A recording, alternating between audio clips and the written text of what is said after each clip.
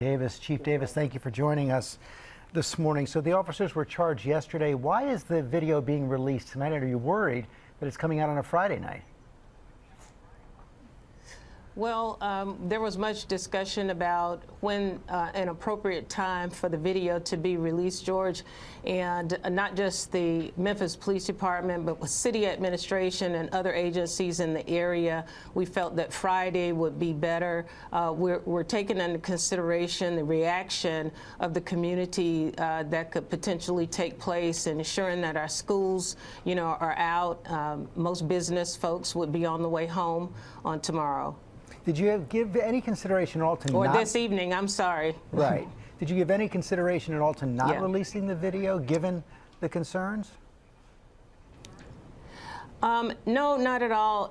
As we continue to talk about transparency, and even though this is a very, very difficult video to watch, it was never a thought that we would not release this video.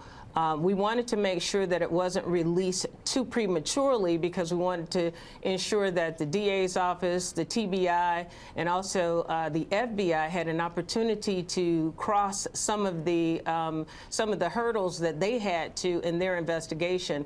And we're sort of at a point now that the DA has made his statements in reference to charges of these officers that this is a safe time for us to release the video. You say it's difficult to watch. What was your reaction when you first saw the video?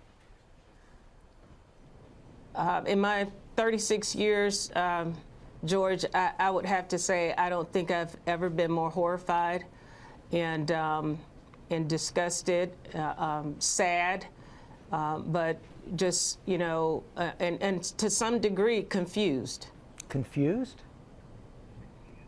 Yes. Why? When I say confused, just in the level of aggression and response to what had occurred in this traffic stop, and it's still very unclear, as to the real reason for the stop in the first place. I guess part of your confusion must be rooted in the fact that your department did enact new policies in the wake of George Floyd's murders. What went wrong here?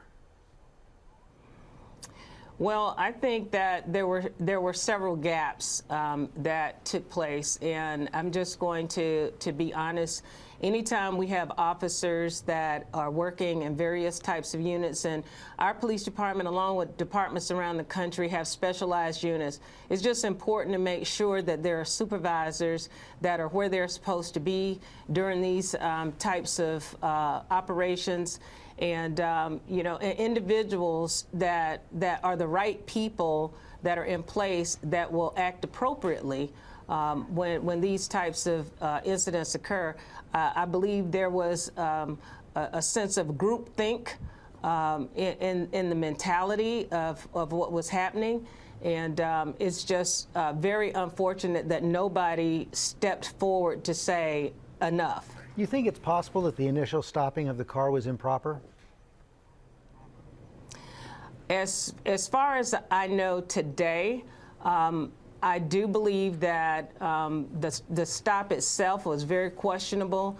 We have been unable to verify the reckless driving allegation. There have been many searches of video footage, along the corridors of the streets that this stop supposedly occurred, or that the witnessing of reckless driving occurred. And we haven't been able to substantiate in any type of video that there was a reckless driving type of action that prompted this stop. Did any of the police officers involved have prior criminal records? No. You're certain of that? As far as I know, they did not. These officers were hired from I guess 3 to 6 years is what their tenure was. But I'm not certain that there were any criminal charges on them. But I don't want to say for sure. But as far as I know, they didn't. How's your department going to rebuild trust with the community in the wake of this? This is going to be very difficult, for the police department. I've always been a supporter of police reform and the tenets of 21st century policing. And as we continue to try to build trust with our community, this is a very, very heavy cross to bear, not just for our department, but for departments around the country. Building trust is a day-by-day interaction between every traffic stop, every encounter with the community. We all have to be responsible for that now, and it's going to be difficult in the days to come. Chief Davis.